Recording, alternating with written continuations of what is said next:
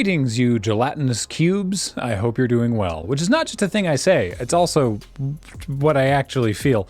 Welcome to the Crack-A-Pack here on LRRMTG. My name is Graham, and today we're opening a pack of AFR, aka Dungeons & Dragons Adventures in the Forgotten Realms, a Magic the Gathering booster release, a Richard Garfield game of a Deckmaster product by Wizards of the Coast, etc. This was given to us in mail time, October/November 2021 by J. Lind, aka Crazy Zoni, and it's one of them ones that hangs up in like a Walmart or something. So it's got this extra cardboard sheath. So let me get into that first. Last time I opened one of these, Lord Hosk absolutely got me. But this is actually a pack of Adventures in the Forgotten Realms. So let's get into it.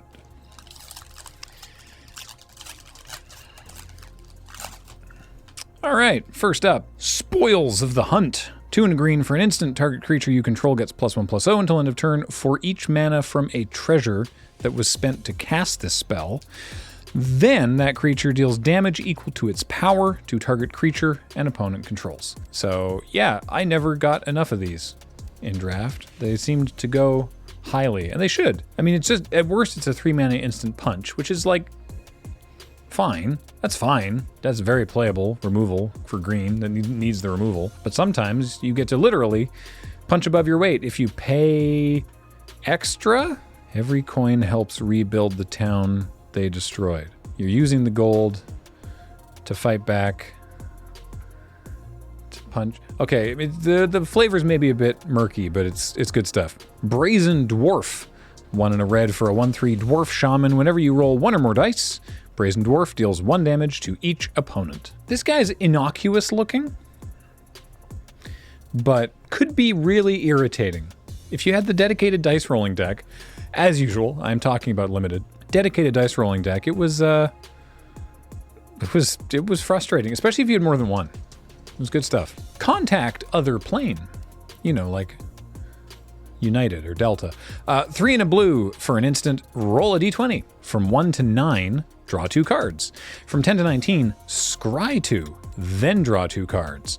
But if you hit that 20, scry 3, then draw 3 cards. We've sort of stabilized on 4 mana instant is good for draw 2 cards, and this is sometimes better than that.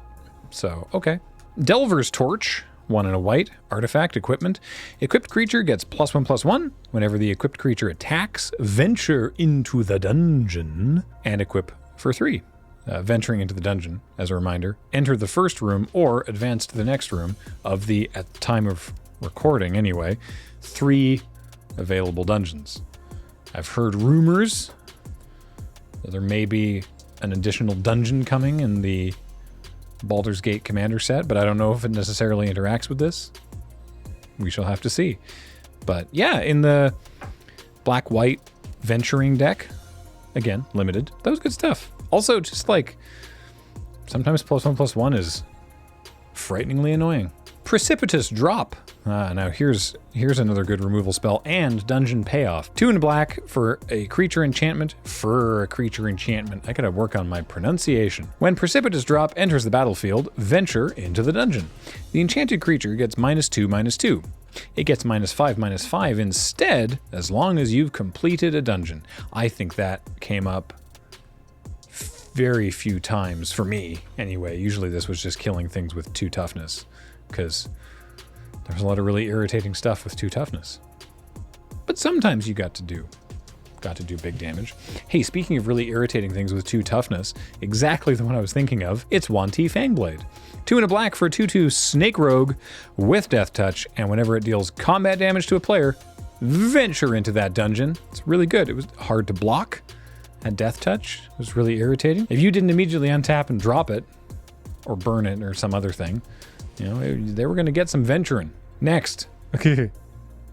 Oh, this is very funny looking. It's an Arborea Pegasus, but it's in the showcase frame, so it looks like it's from a very old D&D book. 3 and a white for a 2/3 Flying Pegasus, and when it enters the battlefield, target creature gets +1/+1 and gains flying until end of turn. And sometimes that just won you the game.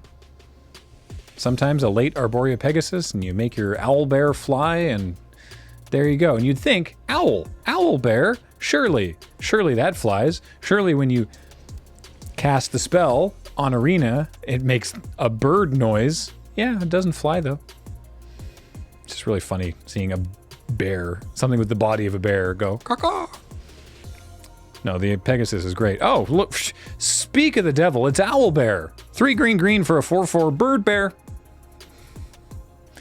With trample and keen senses, which in this case means when owlbear enters the battlefield, draw a card. Owlbear was great, is great. Owlbear is great, despite the noises owlbear makes on Arena.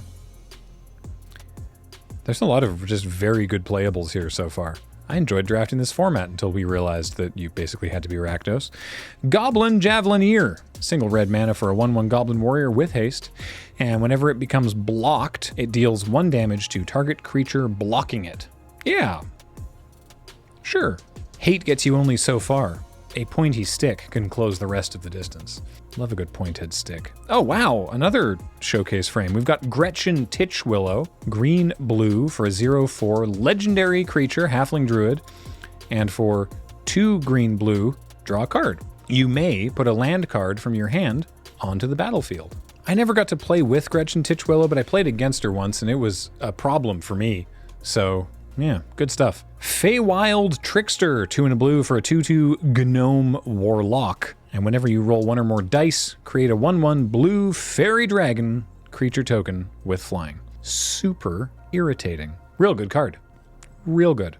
Speaking of cards that create tokens, Goblin Morningstar, 1 and a red for an artifact creature equipment. The equipped creature gets +1/+0 and trample, which is super relevant, and it equips for 1 and a red. But wait, there's more. When it enters the battlefield, roll a d20. If you roll 1 to 9, make a little 1/1 goblin. If you roll 10 to 20, you create a 1/1 red goblin creature, and then you attach the Morningstar to the goblin. So you get basically a 2/1 with trample for 2. That's great. Goblin Morningstar is really good. And then you can move it around to bigger things that can trample over it. I don't know, Goblin Morningstar is great. Oh, a foil of Intrepid Outlander. 1 and a green for a 2/3 Orc Ranger. It's got reach. 2 mana 2/3 with reach.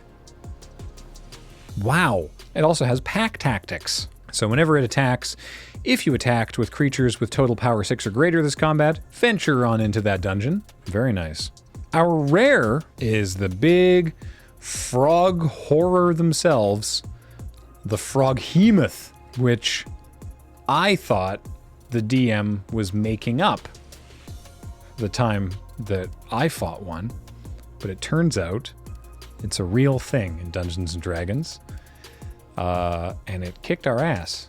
And this one can kick yours in-game. It's 3 green for a 4/4 with trample and haste. Sometimes green can have a little bit of haste as a treat. Whenever Froghemoth deals combat damage to a player, exile up to that many target cards from their graveyard. Put a +1/+1 counter on Froghemoth for each creature card exiled this way. You gain 1 life for each non-creature card exiled this way. Well, it will come as no shock to you that I would first pick the Froghemoth here. I mean, it's just very powerful.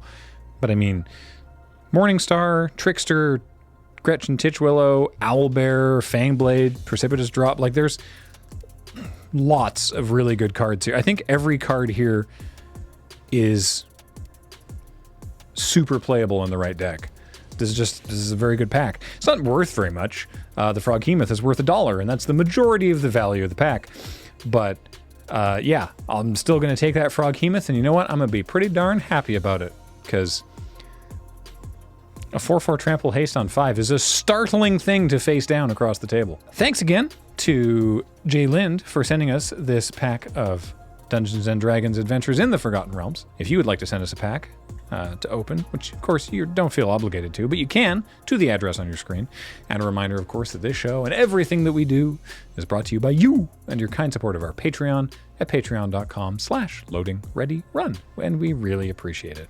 Until next time, I have been Graham. James is on tech. Matt edits these. Heather gets them online. Thank you all so much for listening. And we'll see you next time.